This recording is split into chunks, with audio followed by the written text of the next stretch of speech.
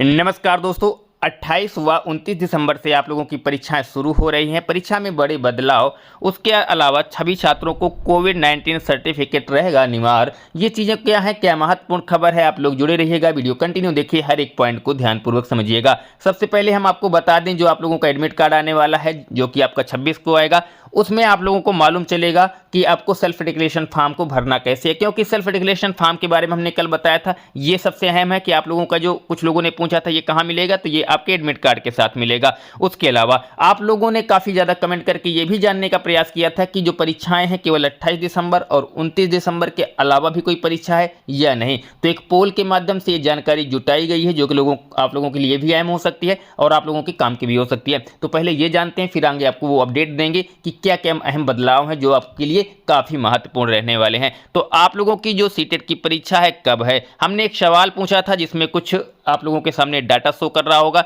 28 दिसंबर को जो परीक्षा है उसमें जो डाटा बताया गया है, 55% अभ्यर्थी ने कहा है कि 28 दिसंबर की उनकी परीक्षा है।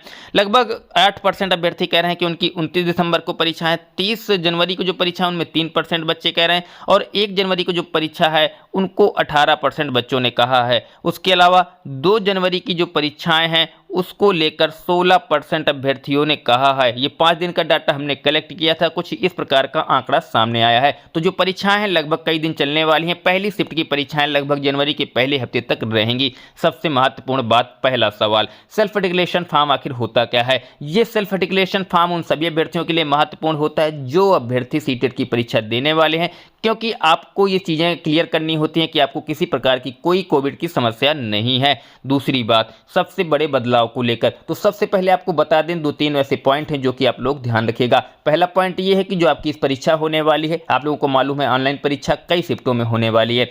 तो इस वक्त एक एडवाइजरी सेंट्रल गवर्नमेंट की तरफ से जारी हुई है राज्यों के लिए। उस एडवाइजरी में ये बताया गया है कि आप राज्यों में जो चीज़ें हैं उनको सूचनापूर्व चलाइए और सही तरीके से चलाएंगे। कोविड है उसके नियमों का पालन कराइए। तो कोविड के नियमों को पालन को लेकर एक एडवाइजरी मिली है, उस एडवाइजरी में इसी चीज़ को बताया गया है। और आपकी परीक्षा जो है सीटेट की, आप लोग जानते हैं, किसी एक स्टेट में नहीं होती, ये पूरे देश में, पूरे देश के सभी राज्यों में परीक्षाएं ली जाती हैं। तो इसमें एडवाइजरी में यही चीज़ें बताई गई हैं कि आप लोगों को क्या करना है, सतर्कता बरतना है, भीड़ नहीं इकट्ठा करना। तो इसके लिए छात्रों से कुछ अहम जानकारियां मांगी जा सकती हैं, वो आप लोग तैयार रखिएगा। पहला, आप लोगों ने कोवैक्सीन या कोविशील्ड में से कोई भी आपने बूस्टर डोज या कुछ भी ले रखा है तो उसके सर्टिफिकेट आप तैयार रखिएगा। जरूरी नहीं कि मांगे जाएं, लेकिन ये काफ़ी हद तक मांगे जा सकते हैं। पिछले वर्ष कई ऐसे सेंटर थे जहां पर आपको वापस कर दिया गया था, परीक्षा देने से वंचित किया गया था। तो ये चीज़ें आप लोग तैयार रखिएगा, क्योंकि बाद में आप लोग कहेंगे कि ये जरूरी नहीं है। हाँ, बहुत सी जगह कभी कभी जरूरत नहीं पड़ती, लेकिन काफ़ी जगह जरूरत पड़ती भी है। तो ये चीज़ें आपकी तैयार रहनी चाहिए, सर्टिफिकेट।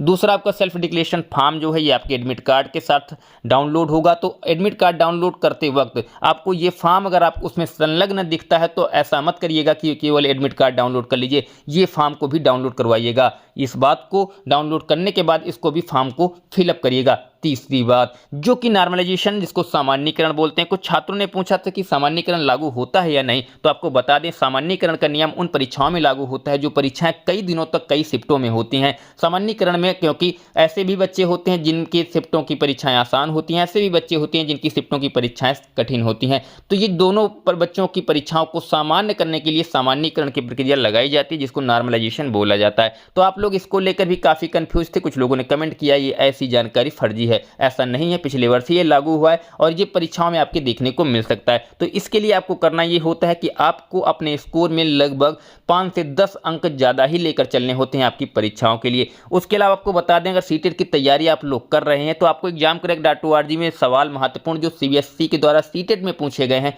वो मिल जाएंगे विद आंसर। काफ़ी सवाल तो जाके आप पढ़ सकते हैं, अगर आप लोग पढ़ना चाहें तो examcorrect.org गूगल पे जाके सर्च करके पढ़ सकते हैं। फिर भी कोई सवाल हमसे छूट जाता है बताने से तो आप कमेंट में पूछ सकते हैं। पूरा प्रयास करते हैं कि आप लोगों के सवालों के जवाब हम रिप्लाई के माध्यम से दे पाएं।